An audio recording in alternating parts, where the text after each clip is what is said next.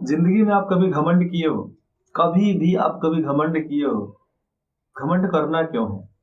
आपको क्या मिलेगा घमंड करने से? आपको घमंड करने से एक चीज मिल सकता है, सुकून, शांति, मन की शांति, मन की इच्छा पूरी हो सकती है। और बहुत सारी चीजें हैं जो घमंड करने के बाद हमें समझ में आता है कि हाँ भैया ये हमारे लिए सही है। तो चलिए आप जानो कि कभी आपको घमंड आ जाए तो उससे बचने के लिए क्या करना चाहिए और किस चीज पर घमंड करना चाहिए, आज मैं आपको खुलकर बताने वाला हूँ, ठीक है। तो बात आ जाता है, कभी भी आपको घमंड आ जाए तो कभी भी, दिन रात सुबह शाम कभी भी आपको घमंड हो जाए तो एक बार शमशान चला जाओ। वहां पर जाकर देखोगे ना, तो तुमसे भी अच्छे अच्छे लोग वहां पर पड़े हुए हैं। क्या चाहिए? आप लोगों से भी अच्छे लोग वहां पर पड़े हुए हैं। सारे घमंड तहस नहस हो जाएगा, सारा घमंड खत्म हो जाएगा। इसीलिए कभी कभी शमशान जाया करो। इसीलिए हमारे पूर्वजों ने क्या बनाया कि अगर कोई मरता है तो पूरे गांव के लोग जाएंगे वहां पर उनको जलाने के लिए। क्यों? उनसे मालूम चलेगा कि जा रहे हो तो एक दिन हमें भी जाना है। लेकिन वहां पर लोग बैठ के क्या करते हैं? कोई तंबाकू खाता है, कोई गुटखा खाता है, और कोई ये बात बोलते हैं, तेरी के हई इतना अमीर है तो धूप में जरेलक अपना बाबूजी के, है तो धूप में जरेलक अपना माई के। हाँ, हमारे हम बिहार के इलाके के हैं तो हमें पता है, हमें ऐसा बोल सुने हैं, अपने कान से सुने हैं। अब देखो यहाँ पर इंसान की लालच भी क्या आ जाती है इसमें। अगर किसी इंसान को जलाने ले जा रहे हैं, उसके कपड़ा लाता कपड़ा सब धन का देगा सब, लेकिन सोना चांदी घड़ी टॉर्च बैटरी ये सब रख लेगा लो, इसमें छूतका लगभग नहीं करता है। छूतका किस चीज में लगता है? सस्ता चीज में, महंगा चीज में छूतका ये नहीं लगने वाला है। हमारे जब दादी का देहांत हुआ था, मुझे याद है, मैं एक बहुत सा प्यारा टॉर्च बनाया था, बहुत प्यारा टॉर्च बनाया था जो उनके लिए था, स्पेशल उन्हीं के लिए बनाया था। जो एक दिन चार्ज कर दो तो करीबन 5 से 6 दिन चलेगा। उनको नहीं दिखाई देता था ज्यादा, इसीलिए मैं उतना हाई वोल्टेज का एक टॉर्च बनाया था। हाँ, मुझे टॉर्च वगैरह सब मैकेनिकल काम भी आता है। हम मैकेनिकल भी कर लेते हैं, सोल्डिंग करना, वेल्डिंग करना, कटर चलाना, ड्रिल चलाना, सब ऑल काम करने में हम ऑलराउंडर हैं।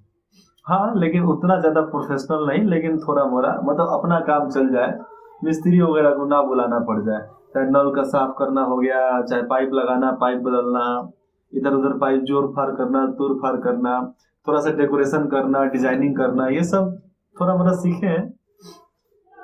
तो बात यहाँ पर आ जाती है, जब उनको जलाने ले जा रहे थे तो मैंने बोला कि टॉर्च हमारा बनाया हुआ है तो हम रख लेते हैं उनकी यादों में, यादों के लिए। लेकिन हमारी माँ क्या बोल रही है, हमारी माँ चाची और हमारे परिवार के लोग, ये सब नहीं रखा जाता है। क्या चीज? ये सब नहीं रखा जाता है, छुतका लग जाता है।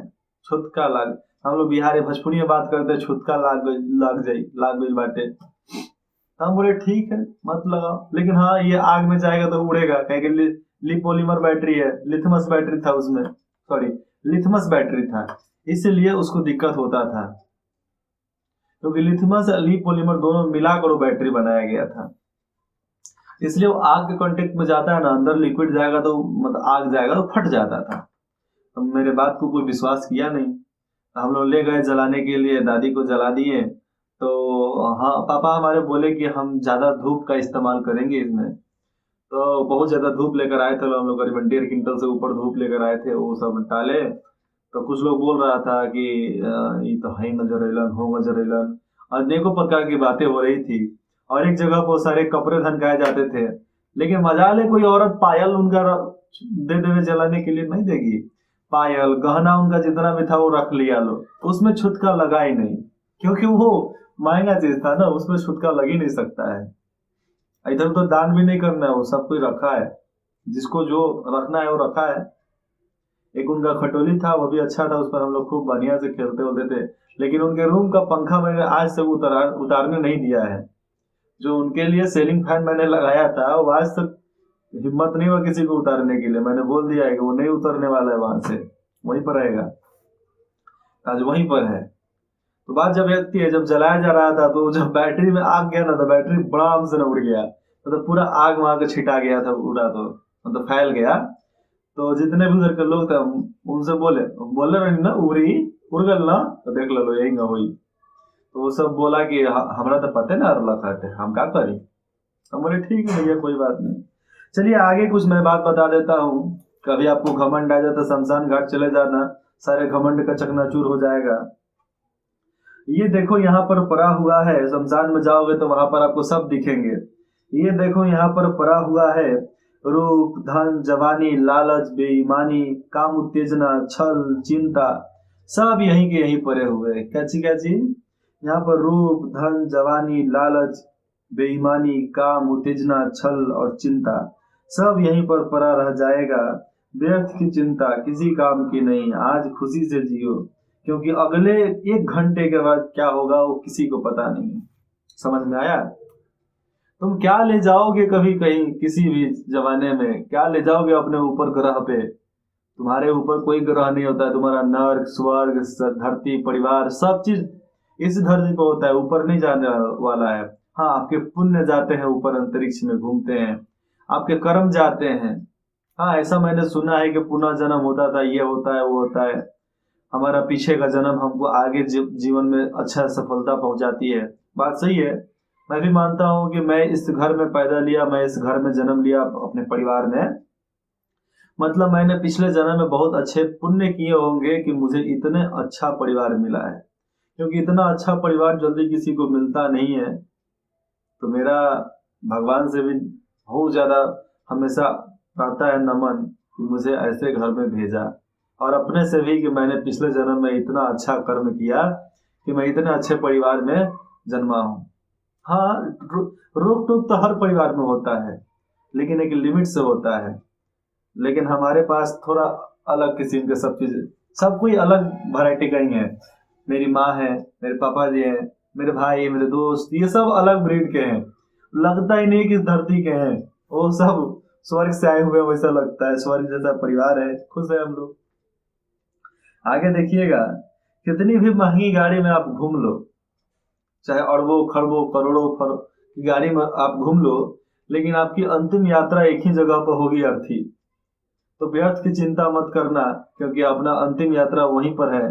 इस बात से भूल जाओ कि हमारी अंतिम यात्रा वहां पर है, तो हम बाकी गाड़ियों में नहीं घूमे।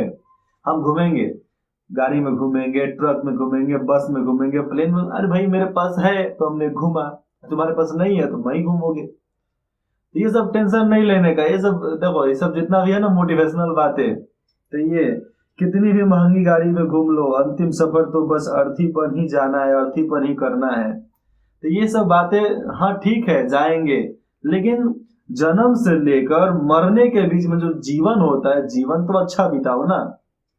काय को व्यर्थ का चिंता करना कि ये होगा, वो होगा, वो होगा, नहीं होगा, क्या नहीं होगा। होगा, देखा जाएगा, देख लेंगे। लेकिन हम काम तो करेंगे, धर्म तो करेंगे, अपना कर्म जो है कर्म करेंगे ही, और बाकियों के लिए भला चाहना है, भला हम करेंगे ही। तो बस इसमें अपने आप को झोंक दो, लगा दो अपने आप को पूरे तरीके से कि हम ये कर सकते हैं। बस आगे देखिएगा, एक बहुत सा प्यारा कहानी है जो आप कभी सुने हो कि नहीं सुने हो, लेकिन बहुत प्यारा कहानी है कि पानी अपना पूरा जीवन देकर पेड़ को बड़ा करता है। शायद इसीलिए वह पेड़ के डालियों को डूबने नहीं देता है पानी में, क्योंकि अपने अस्तित्व को खत्म करके किसी को हम सींचते हैं, किसी को बनाते हैं, किसी को अच्छा बनाते हैं, तो उसकी बर्बादी हमसे मंजूर नहीं होती। हम उसको बचाने के लिए हर कर्म कर सकते हैं, हर काम कर सकते हैं। इसका एग्जाम्पल मैं भी दे सकता हूँ, दूंगा भी आपको, क्योंकि अपने जिंदगी का एग्जाम्पल है। जिंदगी में आप जिसको भी उठाओ, अपने आप पर भरोसा कर लो, अपने आप से बोल दो कि जिंदगी में हम कभी इसको गिरने नहीं देंगे, जिंदगी में कभी इसको झुकने नहीं देंगे, कभी भी इसका आत्मसम्मान खत्म नहीं होने देंगे, कभी भी अपना बिहेवियर जो है ना चेंज ना करे। इस पर आप पूरा निर्भर कर लो। क्योंकि आप सुदामा और कृष्ण के बारे में जानते हो ना, दोनों दोस्त थे। जब सुदामा आए, उन्होंने कुछ बोला नहीं बोला, उन्होंने कुछ कहा, उस मतलब मेरे घर में ये स्थिति चल रहा है, वो चल रहा है, ये है, खाने को नहीं है, कोई बोला, कुछ भी बोला नहीं बोला ना। लेकिन कृष्ण सब जानते थे। कृष्ण ने सोच लिया था, कोई बात नहीं, जो हमारा है तुम्हारा होगा। और उनको घर जाने से पहले विश्वकर्मा को भेजकर वहां पर महल बनवा दिया। पूरा वृंदावन सुदामा नगर के नाम से विख्यात हो गया।